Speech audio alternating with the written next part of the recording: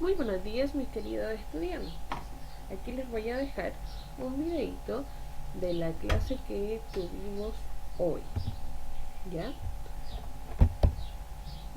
Nuestro videito explicativo, nuestra clase del día lunes 30 de marzo, que comenzamos ya de lleno con la unidad número 1, que sería números. Nuestro objetivo de clase es conocer números irracionales para aproximarlos. Recordando lo que vimos anteriormente, ya sabemos que existen diferentes tipos de decimales y fracciones, ¿cierto? Tenemos los decimales finitos, los decimales periódicos y los semiperiódicos. Los decimales finitos, ¿cómo yo transformo a fracción? El número sin coma va arriba, o en el numerador, perdón. Mira, sí que me está molestando. En el numerador. Y abajo van los números o potencias de 10 dependiendo de las cifras decimales que yo tenga. Es decir, en el denominador yo voy a poner potencias de 10 dependiendo ceros con las cifras decimales que tenga. Como acá tengo una cifra decimal, yo voy a poner un 0 porque tengo una cifra decimal, y la potencia de 10 que tiene un 0 sería el número 10. Decimal periódico, acá tengo un ejemplo de decimal periódico, 2,7 periódico. ¿Qué debo hacer? El número sin coma va en el numerador, que sería 27, le resto lo que no tiene periodo, que sería 2, y abajo voy a poner 9, dependiendo de las cifras con periodo o rayita hay, que sería 1, entonces hay un 9. Resto y ahí obtengo la fracción. Y finalmente en el semiperiódico es una mezcla de los dos, es decir, tengo un número semiperiódico, pongo el número sin la coma en el numerador, le resto todo lo que no tiene periodo, todo lo que no tiene periodo del número decimal, da lo mismo si es cifra decimal o cifra no decimal, todo lo que no tiene periodo se lo resto, y abajo voy a poner 9 dependiendo de las cifras decimales que tenga con periodo, y un 0 o tantos ceros como cifras decimales sin periodo haya. Acá sí debo fijarme en las cifras decimales, es decir, las cifras después de la coma. Resto, tengo la fracción, veo si se puede simplificar, simplifico y obtengo la irreductible. Si yo quiero transformar desde fracción a decimal, ¿qué debo hacer? Debo tomar la fracción y divido para resolver o transformar a decimal. Ahora bien, ¿todos los decimales se escriben como fracción? La respuesta es no.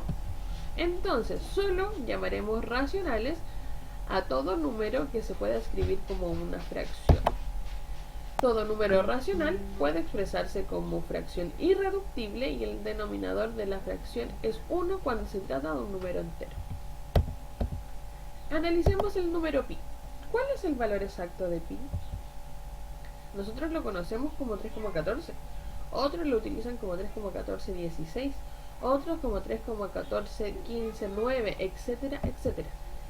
Y como este número, hay muchos otros números.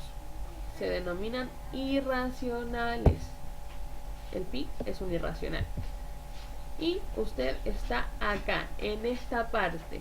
Nosotros habíamos trabajado todas las clases anteriores acá. Y usted ahora va a empezar a trabajar en un conjunto que es distinto, que es aparte, tiene otras particularidades y por eso estos de acá lo excluyeron.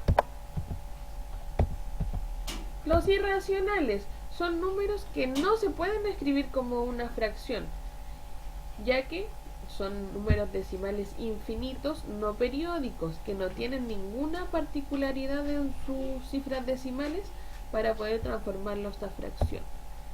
Entre ellos encontramos a pi, a Euler y a raíces inexactas, entre otros muchos ejemplos, ¿ya?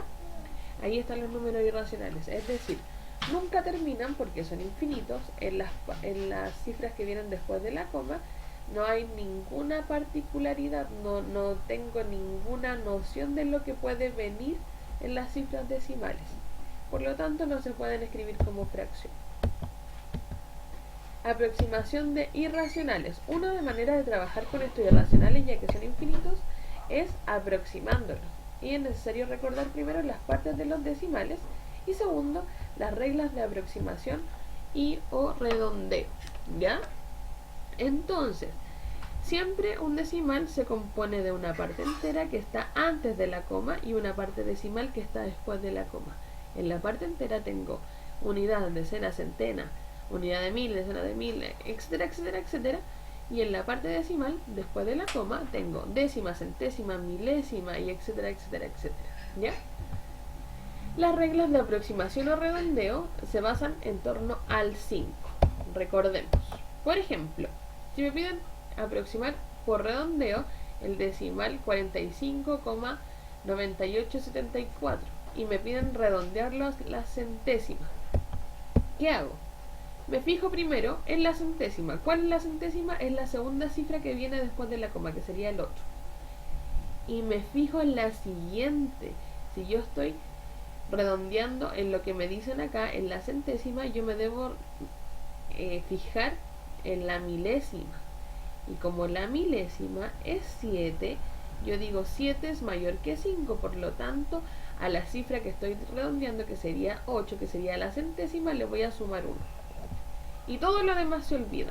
Entonces nos queda 45,99, porque el 8 que iba acá yo le sumé 1 y me quedó 9. Y ahí queda redondeado a la centésima. Queda un número más chiquitito.